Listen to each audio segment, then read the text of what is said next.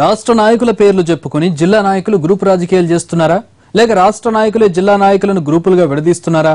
నాయకుల ఆధిపత్య పోరుతో ప్రభుత్వ కార్యాలయం అంధకారంలో మగ్గుతున్నా రాష్ట్ర నాయకులు ఎందుకు మౌనం వహిస్తున్నారు? ఎవరికి వారు తమ బలాన్ని చాటుకోవడానికి సామాన్యులను ఇబ్బందులకు గురిచేస్తున్న అధికారులు ఎందుకు పట్టించుకోవడం లేదు? జిల్లాలో ఇంత జరుగుతున్నా రాష్ట్ర నాయకులు ఎందుకు నోరు మెదపడం లేదు? అసలు ఈ సమస్యకు పరిష్కారం లేదా? గ్రూపు రాజకీయాలకు కేరఫ్ అడ్రస్ అయిన సిక్కోలు రాజకీయాలు ఇప్పుడు క్షేత్రస్థాయి నాయకులను కూడా బాగానే వంటపడుతున్నట్లు కనిపిస్తున్నాయి. రాష్ట్ర నాయకులను ఆదర్శంగా తీసుకుని మండల స్థాయి నాయకులు కూడా గ్రూపు రాజకీయాలు చేస్తుండటంతో సామాన్యుడికి సినిమా కనపడుతోంది.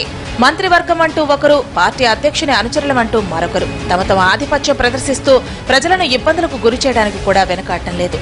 మండల అభివృద్ధిని పక్కన పెట్టి నువ్వెంత అంటే నువ్వెంత అంటూ ఒకరిపై ఒకరు కత్తులు దూసుకుంటున్నంత పనిచేస్తున్నారు సదరు నేతలు. దీనికి పాలకొండ మండల ప్రజా పరిషత్ కార్యాలయాన్ని వేదిక చేసుకుని అటు అధికారులు ఇటు సామాన్యులను ఇబ్బందులకు గురి చేస్తున్నారని ఇప్పుడు జిల్లాలో వినిపిస్తున్న టాక్.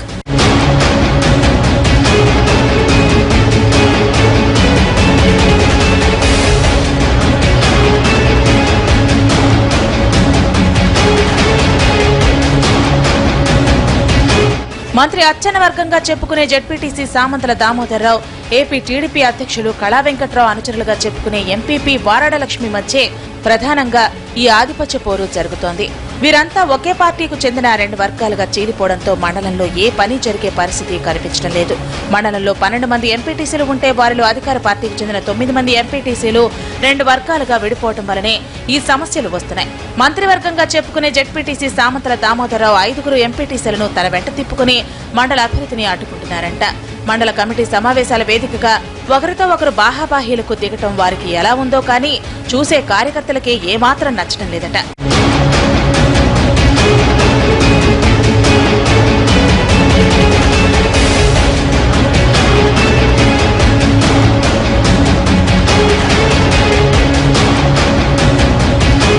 మండల తీర్మానాలను ఆమోదించడానికి సరిపడా స్పష్టమైన మెజార్టీ సభ్యులుండి 2 సంవత్సరాల్లో ఏ ఒక్క బిల్లు ఆమోదం పొందకపోవటం, సెక్షన్ 144 మధ్య మండల సమావేశాలు నిర్వహించడాన్ని సామాన్యులే కాదు ఆ పార్టీ నాయకులు కూడా జీర్ణించుకోలేకపోతున్నారు.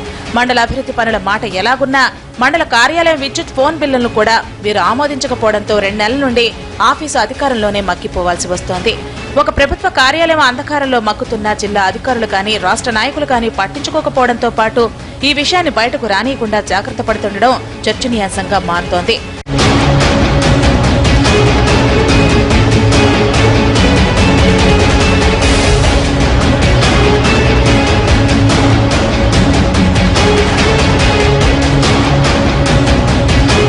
ఎవరికి వారు రాష్ట్ర నాయకుల అనుచరులమని చెప్పుకుంటుండటంతో స్థానిక అధికారులు కూడా ఎవరికి ఫిర్యాదు చేయాలో ఏమని ఫిర్యాదు చేయాలో తెలియక విద్యుత్, ఫోన్, ఇంటర్నెట్ వంటి సౌకర్యాలు లేకుండానే విధులు నిర్వహించాల్సి వస్తోంది.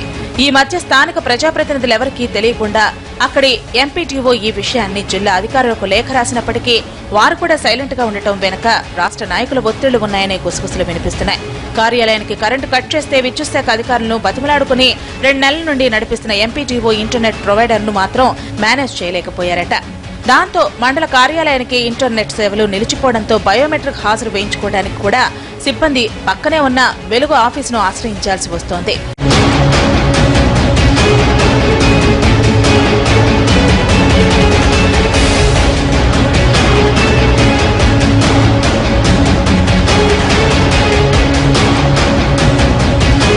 అయితే సదరు సిబ్బంది నెలసరి వేతనాల కోసం పక్క ఆఫీసుకు వెళ్లి హాజరు వేయించుకుంటున్న ప్రభుత్వ సేవలన్నీ ఆన్లైన్లోనే ఉండటంతో తమ పరిస్థితి ఏంటని ఇప్పుడు స్థానికులు ఆగ్రహం వ్యక్తం చేస్తున్నారు. నాయకుల ఆధిపత్య పోరు వల్ల మండల అభివృద్ధి కుంటుపడటంతో పాటు పాలన స్తంభించిపోతున్నా అటు రాష్ట్ర నాయకులు ఇటు జిల్లా అధికారులు స్పందించకపోవడం విమర్శల పాలవుతోంది. చూడాలి అధికారాన్ని సుస్థిరం చేసుకోవాలనుకుంటున్న ప్రభుత్వ పెద్దలు ఈ పరిస్థితిని ఎలా చక్కదిద్దుతారు.